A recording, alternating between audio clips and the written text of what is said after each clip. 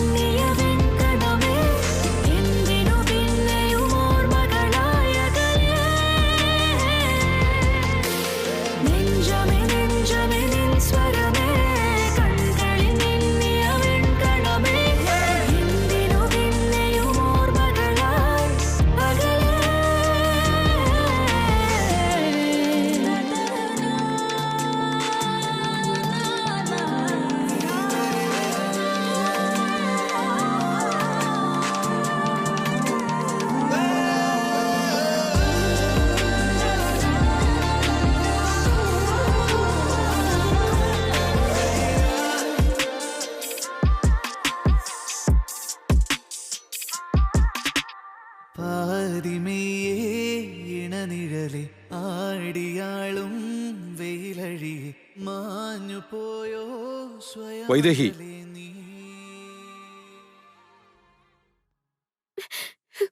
എന്താ ചെയ്തെല്ലാം? എന്തിനാ ഇങ്ങനെയൊക്കെ ചെയ്യുന്നേ? അത് തന്നെ എനിക്കും ചോദിക്കാനുള്ളത്. എന്തിനാ നീ ഇതെല്ലാം ചെയ്യുന്നത്? നിന്റെ ജീവിതം തകരാതിരിക്കാൻ വേണ്ടിയല്ലേ മോളെ പോലീസിനെ വിളിപ്പിച്ചതും കല്യാണം മുടക്കാൻ ഞാൻ ശ്രമിച്ചതും? എല്ലാം നിന്റെ സമ്മതത്തോടെ നടക്കുന്നെന്ന് പോലീസിന് എഴുതി കൊടുത്തു കളഞ്ഞല്ലോ. പറയൂ മോളെ, നിന്റെ ഇഷ്ടത്തോടെ തന്നെയാണോ ഈ കല്യാണം നടക്കുന്നത്? സന്തോഷത്തോടെ ഇത് നടത്തി കൊടുക്കാൻ നിന്നെ കൊണ്ടാവൂ? നീ എന്താ ചെയ്യുന്നെന്നോ എന്തിനു വേണ്ടിയാ ചെയ്യുന്നെന്നോ മനസ്സിലാക്കിയിട്ട് തന്നെയാണോ ചെയ്യുന്നത്? നീ എന്താ മറ്റൊരാൾക്ക് വെച്ച് നീട്ടുന്നെന്നോ എന്താ നീ നഷ്ടപ്പെടുത്തുന്നെന്നോ നിനക്കറിയാമോ മോളെ? ഏതൊരു പെൺകുട്ടിയും ജീവൻ പോലും കളയാൻ ചിലപ്പോ തയ്യാറായെന്ന് വരും. സ്വന്തം ഭർത്താവിനെ പങ്കുവെക്കാൻ തയ്യാറാവില്ല.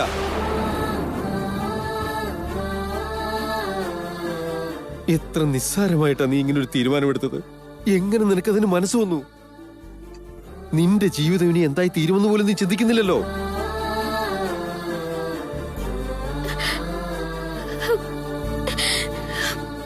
കണ്ടോ, നീ അറിയാതെ കണ്ണീന്നൊഴുകുന്ന ഈ കണ്ണീരുണ്ടല്ലോ, ആരെ സന്തോഷിപ്പിക്കാൻ വേണ്ടി മോളെ നീ ഭാരം ചുമക്കാൻ തയ്യാറായത്? സ്വന്തം ഭർത്താവിനെ മറ്റൊരു പെണ്ണ് കണ്ണെടുത്ത് നോക്കിയാ ആ കണ്ണ് ചൂഴ്ന്നെടുക്കുന്നവളാ ഭാര്യ.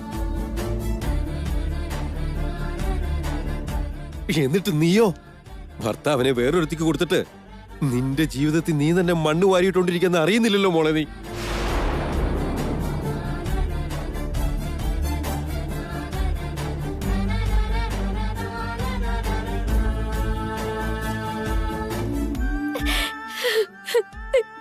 ഞാൻ എന്താ ചെയ്യേണ്ടത് അച്ഛ? ഇതല്ലാതെ ഇപ്പൊ എന്റെ മുന്നിൽ വേറൊരു വഴിയുമില്ല. ഞാൻ ചെയ്യുന്നത് തെറ്റ് തന്നെയാ അച്ഛ. എന്റെ ജീവിതം ഞാൻ തന്നെ കൂടി തോണ്ടിക്കൊണ്ടിരിക്കാന്ന് അറിയാ അച്ഛ. എന്നാലും വേറെ നിവൃത്തിയില്ല. അച്ഛനൊരു കാര്യം അറിയോ? ദേവേട്ടൻ മാളവികയെ കല്യാണം കഴിക്കില്ല എന്ന് പറഞ്ഞതിന് ദേവേട്ടന്റെ അമ്മ ആത്മഹത്യക്ക് വരെ ശ്രമിച്ചതാ. പിന്നെ ഞാൻ എന്ത് ചെയ്യൂ അച്ഛ?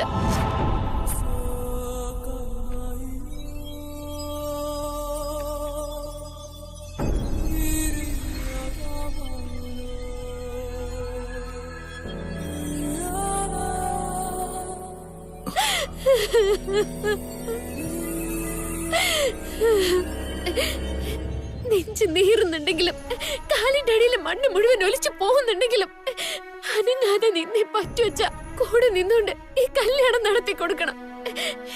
ഇതല്ലാതെ മറ്റൊരു വഴിയുമില്ല അച്ഛാ.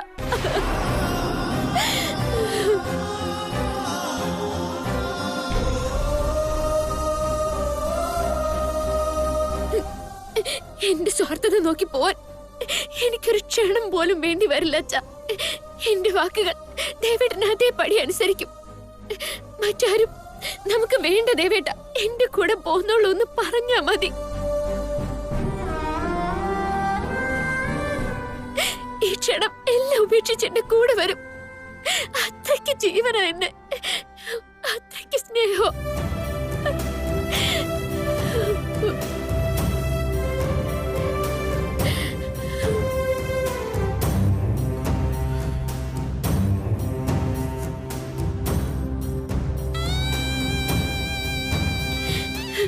ഞാൻ പറഞ്ഞതിന്റെ പേരില ഈ കല്യാണത്തിന് പോലും സമ്മതിച്ചത്. അതിന്ന് മനസ്സിലായില്ലേ ദേവേട്ടന്റെ സ്നേഹം?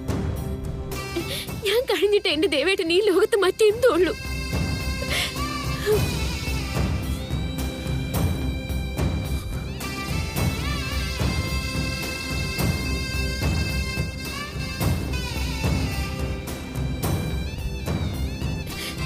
എന്ന് കരുതി പിന്നീട് അമ്മ എന്തെങ്കിലും അവിവേകം കാണിച്ച ആ പഴി പേറിക്കൊണ്ട് ഞങ്ങൾക്ക് ജീവിക്കാൻ പറ്റുമോ? അതിനെ ഇങ്ങനെ ഒരു തീരുമാനം. എന്തൊരു വിവരക്കേടാ മോളെ ഇത്. അവരുടെ ഭീഷണിക്ക് നീ വഴങ്ങിക്കൊടുത്തോ? നീ ഞാൻ പറഞ്ഞതനുസരിച്ചില്ലെങ്കിൽ ഞാൻ മരിക്കുമെന്ന് പറയും എന്നും പറഞ്ഞങ്ങ് മരിക്കുകയാണോ?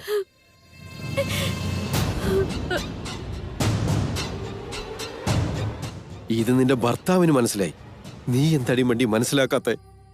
അവന്റെ അമ്മയെക്കുറിച്ച് അവനേക്കാളും കൂടുതൽ നീയാണോ മനസ്സിലാക്കിയിരിക്കുന്നത്?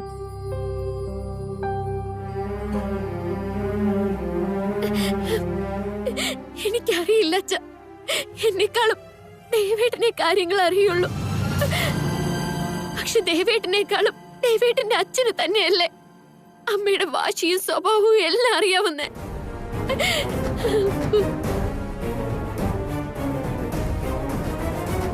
കൗസല്യയുടെ സ്വഭാവം എനിക്ക് നന്നായിട്ട് അറിയാം. അങ്ങനെ ഇങ്ങനെയൊന്നും അവൾ ഒരു കാര്യത്തിനും വാശി പിടിക്കില്ല. അത്യപൂർവമായി എന്തെങ്കിലും ഒരു വാശി അവളിൽ ഉണ്ടായാൽ ജീവൻ പോയാലും അവൾ അതിൽ നിന്ന് പിന്മാറില്ല. അവൾക്ക് അവളുടെ വാശിയാണ് വലുത്. നിന്റെ ഭർത്താവിന്റെ അമ്മ ജീവനോടെ ഉണ്ടാകണമെങ്കിൽ ഇപ്പൊ നമ്മുടെ മുമ്പിലുള്ളത് ഒരൊറ്റ പോംവഴി മാത്രം. എന്റെ ഭർത്താവിനെ കൊണ്ട് മാളവികയുടെ കഴുത്തിൽ താലി കെട്ടിക്കണം. എങ്ങനെയെങ്കിലും ദേവേട്ടനെ കൊണ്ട് സമ്മതിപ്പിക്കാം. അച്ഛൻ ധൈര്യമായിട്ട് പോയിക്കോ. ഇതാ അച്ഛൻ എന്നോട് പറഞ്ഞത്. അച്ഛൻ ഒരു കാര്യത്തിൽ ഇങ്ങനെ പേടിക്കുന്നത് ഞാൻ ആദ്യമായിട്ടാ കാണുന്നത്. അച്ഛൻ തന്നെ എന്റെ അടുത്ത് വന്ന് കരഞ്ഞപേക്ഷിച്ചപ്പോ മറുത്ത് പറയാനായില്ല.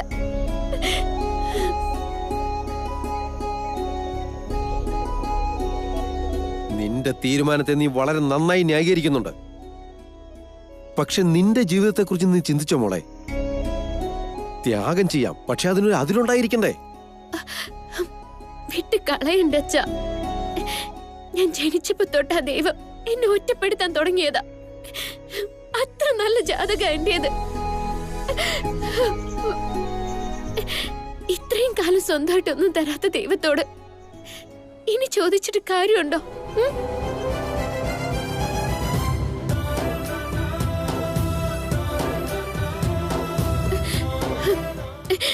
എല്ലാം തീരുമാനിച്ചു കഴിഞ്ഞതാ.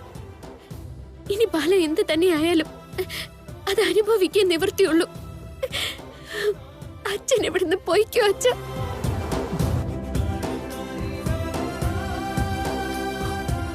ഇല്ല മോളെ, ഈ അവസ്ഥയിൽ നിന്നെ തനിച്ചാക്കി എനിക്ക് പോകാൻ കഴിയില്ല.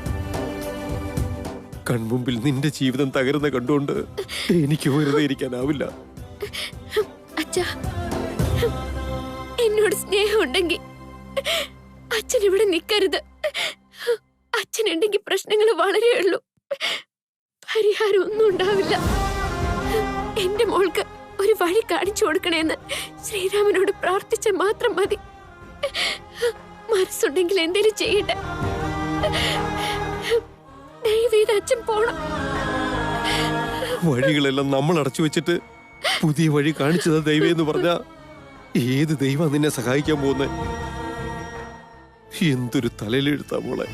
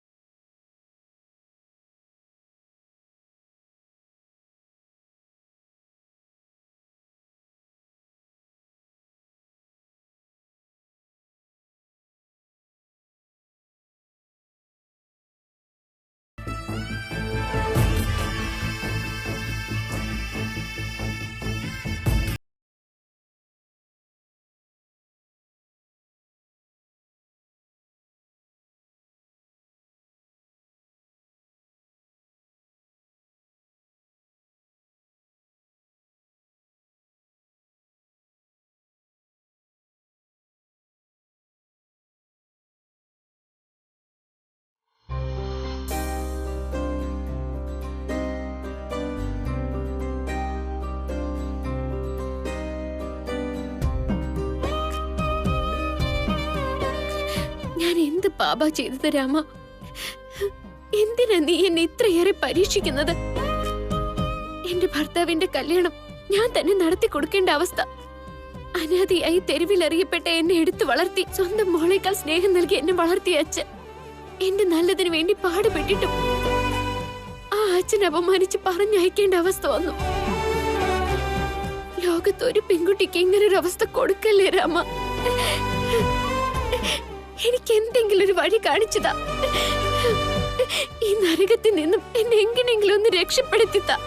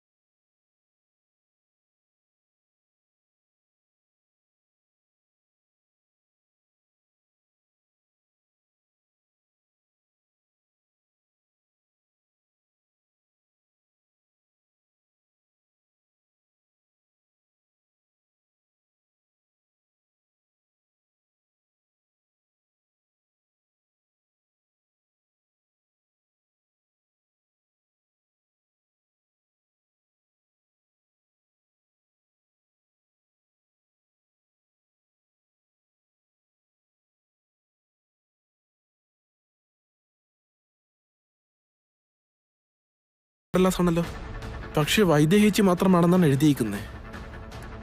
ഇനി ഇതായിരിക്കോ ശരിക്കുള്ള കത്ത്? ഇടയ്ക്ക് ആരെങ്കിലും മാറ്റിയതാണോ? അങ്ങനെ ആവാനാ സാധ്യത. ഇതുടനെ വൈദേഹി ചേച്ചിയുടെ കൈ കൊണ്ട് കൊടുക്കണം. അതാരുടെയെങ്കിലും കൈ കിട്ടി തീർന്നു.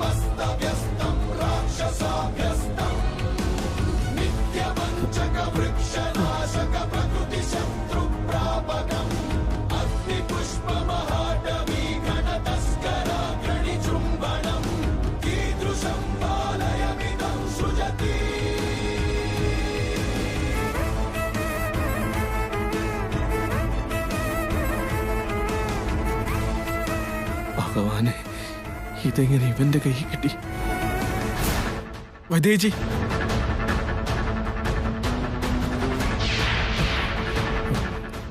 എന്താ വിനയ? ഇത് നോക്കിയേ, നോക്കിയേച്ചി. എന്താ ഇത്? തുറന്ന് വായിക്കു വൈദേഹി.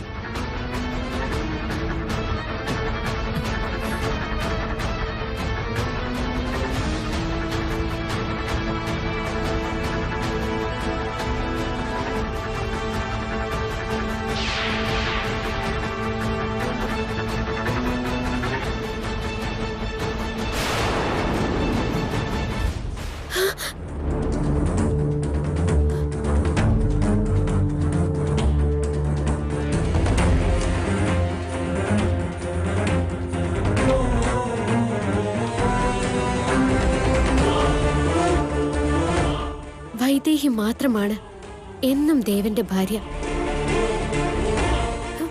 വിനയ, എന്താ ഇത് വിനയ? വൈദേഹിക്ക് ഒന്നും മനസ്സിലാവുന്നില്ലേ? അന്ന് ഗുരുക്കൾ തന്ന കത്തില്ലേ, അതിതാണ് വൈദേഹി. ഇടയ്ക്ക് വെച്ച് ഇതാരോ മാറ്റിയിട്ട് മാളവികയ്ക്ക് ഇതിൽ അവകാശം ഉണ്ടെന്ന് ആരോ എഴുതി ചേർത്തതാ.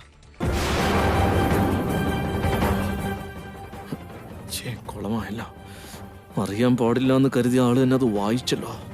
കല്യാണം എന്തായാലും മുടങ്ങും. ശരിയാ വിനയ, അത് തന്നെയാ ഇത്. ഗുരുക്കള് സത്യസന്ധനാണ്, ന്യായം മാത്രമേ പറയൂ. യാതൊരു ബന്ധമില്ലാത്ത മാളവികയുടെ പേര് എഴുതില്ല. എന്റെ പേര് മാത്രം എനിക്ക് എഴുതാന്ന് ഉറപ്പായിരുന്നു. എന്നിട്ട് മാളവികയുടെ പേര് കണ്ടപ്പോ ഞാൻ അന്തം വിട്ടുപോയി. ഇപ്പോഴെല്ലാം പിടികിട്ടുന്നേ, ഗുരുക്കൾ എന്റെ പേര് മാത്രം എഴുതിയത്. ഇത് മനഃപൂർവ്വം ആരും മാറ്റിയതാ. അതെ വൈദേഹി, അതാരാണെന്ന് ആദ്യം കണ്ടുപിടിക്കണം. ആരായിരിക്കും അത് ചെയ്തിരിക്കുക?